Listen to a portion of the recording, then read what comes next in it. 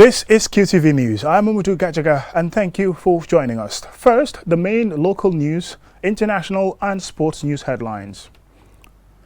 At a cabinet meeting presided over by the President on Thursday, the Attorney General and Minister of Justice was mandated to initiate a dialogue among all stakeholders over the rejected draft constitution. Following the end of its two-year term, the National Youth Council on Friday inaugurated its new board. The Vice President, Dr. Aissatou Touré, on Thursday took part in the first ever virtual Women 20 Summit aimed at advancing women towards a more equitable future. The Gambia's Constitutional Review Commission was dissolved on Thursday, having completed its mandate to write a new constitution. In international news, a preliminary count indicates Guinea's President Alpha Condé is set for a third term in office following a bitterly fought election. And in sports news, two Gambian players were involved in the opening group phase of matches in the UEFA Europa League on Thursday night and both lost in their respective matches.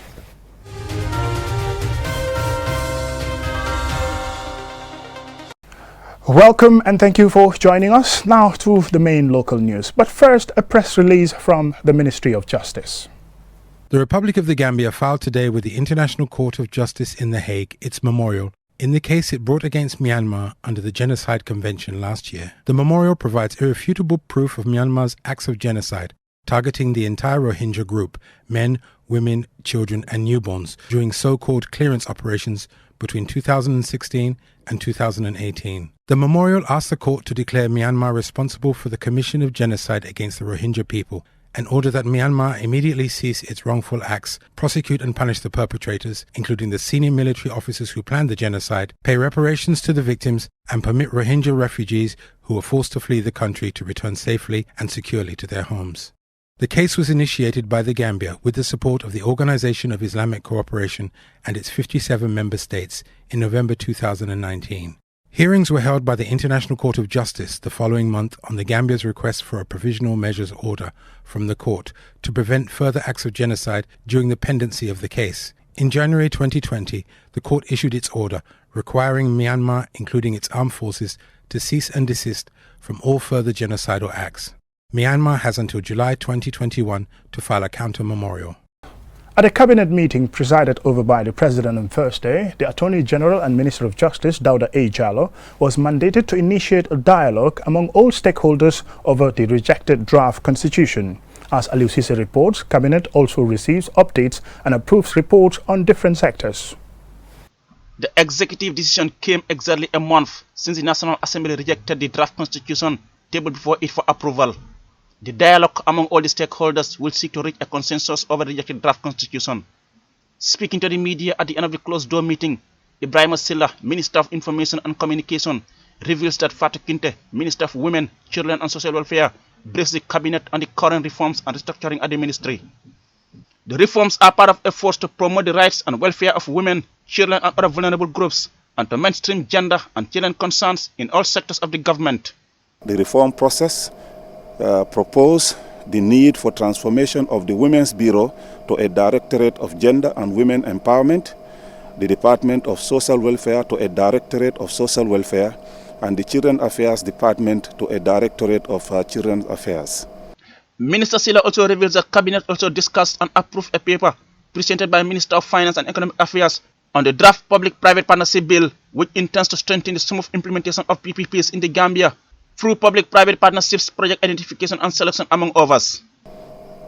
The Honorable Minister of Finance and Economic Affairs and also the Honorable Minister of Health presented a joint paper on the draft National Insurance Health Scheme Bill, which aims to help reduce the burden of out-of-pocket expenditure of the people of the Gambia and to protect households from high spending by diversing repayment mechanisms such as the National Insurance Health Scheme. However, Minister Silla says persons under the age of 5, pensioners, categories of persons living with disability, persons with mental illness, persons above the age of 65, persons in need of antenatal delivery and postnatal health care services are exempted from payment of contributions under the National Health Insurance Scheme. According to Silla, Cabinet also discussed and approved a paper by the Minister of Finance on the promotion and reciprocal protection of investment agreement between the government of the Gambia and the United Arab Emirates. The Minister of Finance also presented a paper on the avoidance of double taxation and prevention of fiscal evasion agreement between the governments of the Gambia and the United Arab Emirates on taxes of income and capital. The Vice President also presented an information paper on the outcome of the 2019 staff audit exercise by the Personnel Management Office PMO. The 2019 staff audit exercise was a follow-up to the 2017 staff audit. In both audits, the Gambia government has been saved from paying substantial amounts of money to absentee staff as salaries. Cabinet was informed that a number of measures are being taken to making the heads of department accountable of their payroll. The Vice President, he went on, also presented another paper on the proposed overhaul of the Secretariat cadre of the Civil Service. Cabinet was informed that under the 2016 Higher Education and Tertiary Education Act, the Minister of Higher Education will establish the University of Science, Engineering and Technology and also the Gambia Institute of Public Administration to a degree awarding institutions.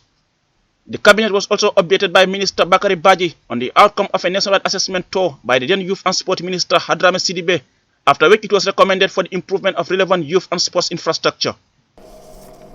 Cabinet also discussed and approved the Vetting Agency Bill 2020 presented by the Attorney General and Minister of Justice.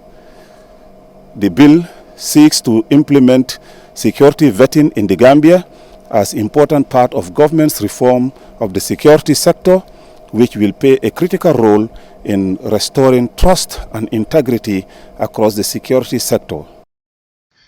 The Minister of Information and Communication Infrastructure presented a cabinet paper on the proposal to declare the Gambia Submarine Cable Zone a protected zone.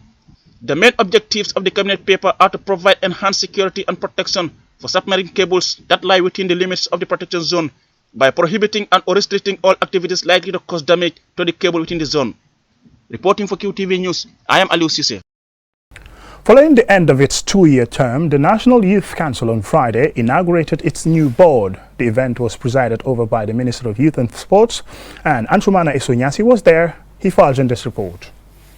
Addressing delegates and youth representatives from various regions, the Minister of Youth and Sports, Bakari Waibaji, says government recognizes the important role the National Council plays in addressing the concerns and aspirations of young people. While assuring his ministry's continuous support, he expressed optimism that the incoming executive will meet the expectations of young people in the country. This country have their eyes on you, as you will be the drivers and the architects of their hopes, wishes and aspirations in the coming 2 years. You have a task that is not unsurmountable. Therefore, you must intensify your efforts as a team to live up to expectations. Alaji Jaju, the acting executive secretary, and Dembo Kambi, outgoing chairperson, highlighted some of the achievements registered by the outgoing executive and assured of their commitment and support. The outgoing, we thank you very much for the service that you have provided to Secretariat for the past 2 years. For the incoming, be assured of our support to you at all times. And as I said, we assure you of our cooperation, and we hope for a very fruitful working relationship for the next 2 years. We would have not come this far without all of you. Once again, thank you all for your solidarity, guidance, collaboration throughout our term in office. The incoming chairperson, Usman Fati, thanked the entire youth fraternity for entrusting him and his colleagues with overseeing the council's activities, at least for the next 2 years, adding that under his leadership, the NYC would be brought closer to young people. The need for NYC to be responsive to the issues of the youth, employment and empowerment, to promote quality education, especially lifelong learning, to promote good health and well-being, and other issues that addresses the fundamental needs of the youth and the young people of this country would be part of our top priorities. Established in June 2000, the National Youth Council oversees the registration of youth organizations and implementation of government's programs for young people in the country. It is hoped that this incoming executive will help create more youth empowerment projects and programs. Ansumana Isonyasi for QTV News. Vice President Dr. Aissatou Touré on Thursday took part in the first ever virtual Women 20 Summit, which brought together experts, representatives of interest groups, leaders from a variety of disciplines to share, innovate, accelerate and inspire dynamic solutions to advance women towards a more equitable future. Alusi say again. The Women 20 is an official G20 engagement group established during the Turkish presidency in 2015. Its primary objective is to ensure that the gender considerations are mainstreamed into G20 discussions and translate into the G20 leaders' declaration as policies and commitments that foster gender equality and women's economic empowerment. This year is momentous for the promotion of gender equality and women's empowerment, marked by the 25th anniversary of the Beijing Declaration and Platform for Action, the most progressive blueprint for advancing women's and girls' rights globally. However, the COVID-19 pandemic has put the world at a crossroads in achieving the goals and targets set in the policy framework, as well as in the 2030 Agenda for Sustainable Development. Globally, evidences have shown that the COVID-19 pandemic has reinforced existing gender inequalities at home and workplaces. We have seen in most cases women-dominated sectors such as tourism and hospitality or the retail industry have been harshly hit by the pandemic. With the closure of schools and childcare facilities, women are more at risk of being pushed out of the labor market to take care of children and the elderly and sick. A rise in domestic violence, and in the midst of the COVID-19 pandemic, saving lives requires partial lockdowns and or social physical distancing measures, which in turn have negative impacts on livelihood. In the Gambia, one such measure was the initial suspension of all public gatherings, including daily markets locally known as lumos. However, since April 17, 2020, daily and weekly markets have been allowed to operate under restricted hours, and on June 5, 2020, these restrictions were further eased and recently have been allowed to reopen with borders under a new public health regulation. Without action, the pandemic will continue to exacerbate gender inequalities, expose deep-seated vulnerabilities in social, political and economic systems, and roll back any gains made over the recent decades. A recent survey of women entrepreneurs in the Gambia found that 92% of previously well-performing entrepreneurs saw a reduction in their revenues due to COVID-19 and had to lay off staff as a consequence. Many are suffering not only from reduced demands from consumers and buyers, they also face shortages of inputs and are struggling even more than before to access finances for investment. Girls and women are disproportionately negatively affected throughout this pandemic. 81.3% of all women in the Gambia are working in agriculture and wholesale retail trade. Two sectors have been severely affected by the limited marketplaces to sell their products due to restrictions on daily markets, suspension of lumos, and closure of borders. As such, a vast majority of working women in the country suffered significant income losses. The Women 20 Summit has two objectives this year. The first is to provide a space for women around the world to share and scale solutions to women's empowerment through financial inclusion, digital inclusion, labor inclusion, inclusive decision-making, and entrepreneurship. The second is to deliver a communique to the G20 leaders that provides them with a set of recommendations on how best to expedite economic recovery from the COVID-19 pandemic and achieve the sustainable development goals by supporting the social and economic empowerment of women. Reporting for QTV News, I am Aliou Cisse. The Gambia's Constitutional Review Commission, CRC, was dissolved on Thursday, having completed its mandate to write a new constitution. More in this report. The decision comes barely a month after members of the National Assembly voted against the draft constitution. The CRC said on their page, "As we are departing on a happy and clean slate, the CRC wishes to thank all its staff for living up to its expectations. Every effort and resources invested was worthwhile, and posterity will remember us for the love of country. To the media, Gambians and CRC stakeholders, you have all been incredibly amazing throughout the review process. Your level of participation and inclusion in the process was massive. We are touched parting with you, but happy leaving office with our heads high above." The Constitutional Review Commission was established by an Act of the National Assembly in June 2018. Among the Commission's main functions are to review and analyze the 1997 Constitution, draft a new Constitution for the Republic of the Gambia, and prepare a report in relation to the new Constitution. Ansmane Sonyasi for Qtv News. We will go for a short commercial break, and when we come back, the news continues with more local news stories. Do stay tuned.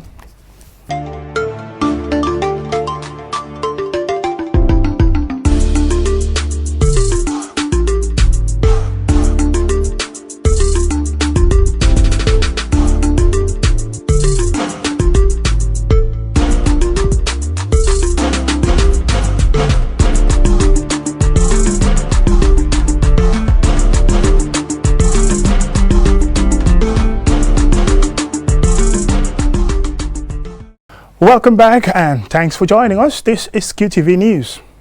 The Executive Secretary of the Gambia Competition and Consumer Protection Commission on Thursday took part in the 8th United Nations Conference on Competition and Consumer Protection held every 5 years in Switzerland. Here is the report. The virtual conference is held from the 19th to the 23rd of October 2020. The meeting discusses competition and consumer protection policies as tools for sustainable development, economic growth and competitiveness amidst and after the COVID-19. The Executive Secretary of the Gambia Competition and Consumer Protection Commission, Amadou Cisse, said international cooperation should prioritize gradual harmonization of core standards both in the substantive law and in the procedure across the countries. We need the support of ECOWAS as we develop regional cooperation mechanism on the back of the ECOWAS Competition Authority. Still on regional approach, I think the FCTA provides African countries with the opportunity of establishing a continent-wide competition policy framework.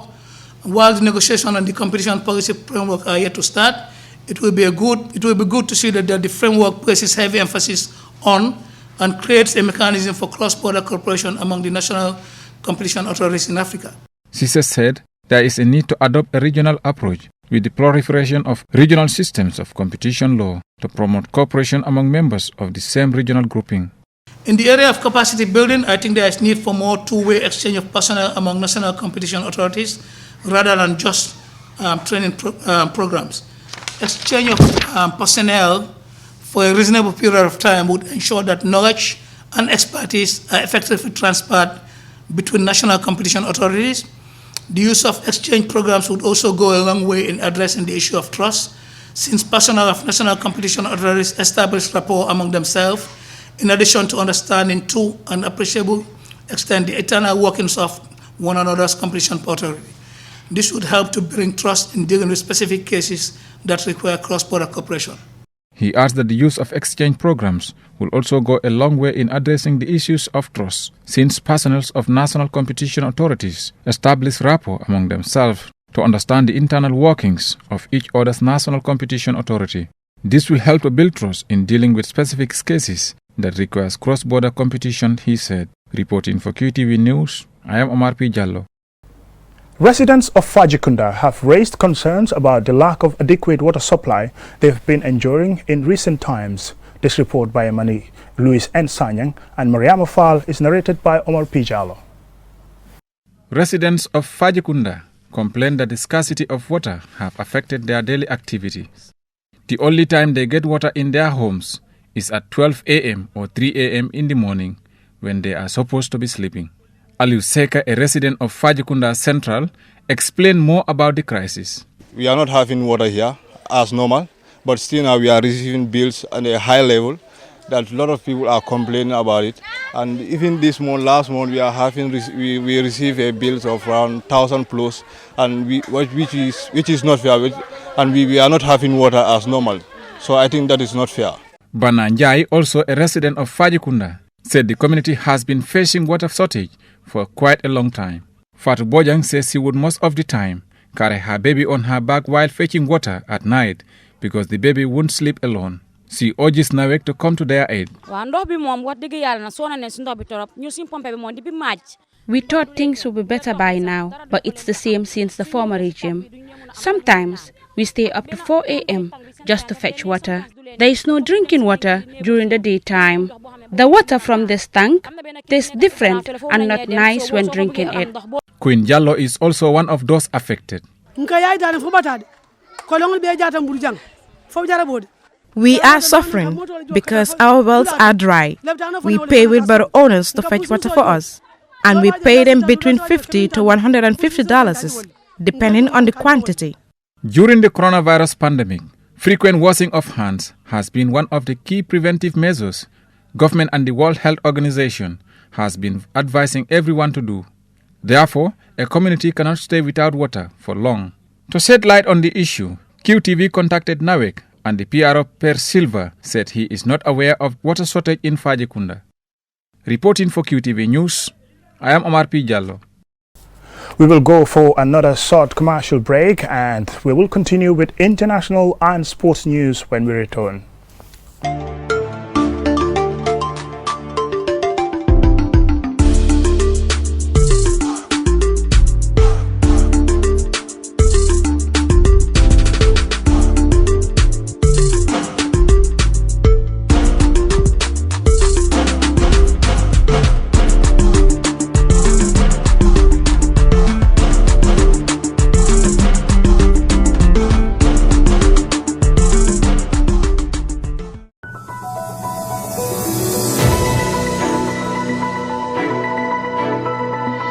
Welcome back, and now to international news. A preliminary count indicates Guinea President Alpha Conde is set for a third term in office following a bitterly fought election that led to deadly violence. Conde's opposition says the count was rigged. More in this report. Conde's main election rival, Cellou Dalein Diallo, said the election was rigged and he will challenge the results in a constitutional court.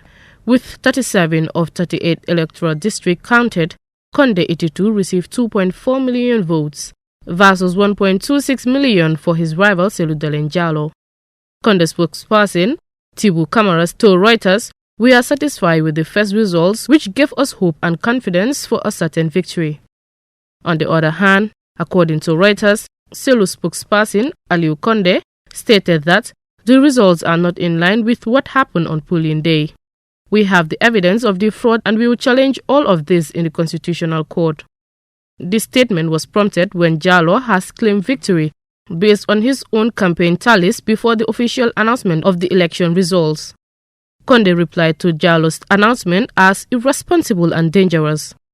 Conde's controversial third term sparked deadly street violence across cities in Guinea, roads being barricaded, fire lit and protesters hurling stones at security forces, leading to at least 10 people dead. A spokesman for CENI, the Election Commission, defended the election on Thursday as the most transparent and the cleanest that has ever been organized in Guinea. He continues to say that official numbers showing more votes than registered voters in one district was a typing error. Ajibintu Drame, QTV News. From there, now we move on to sports.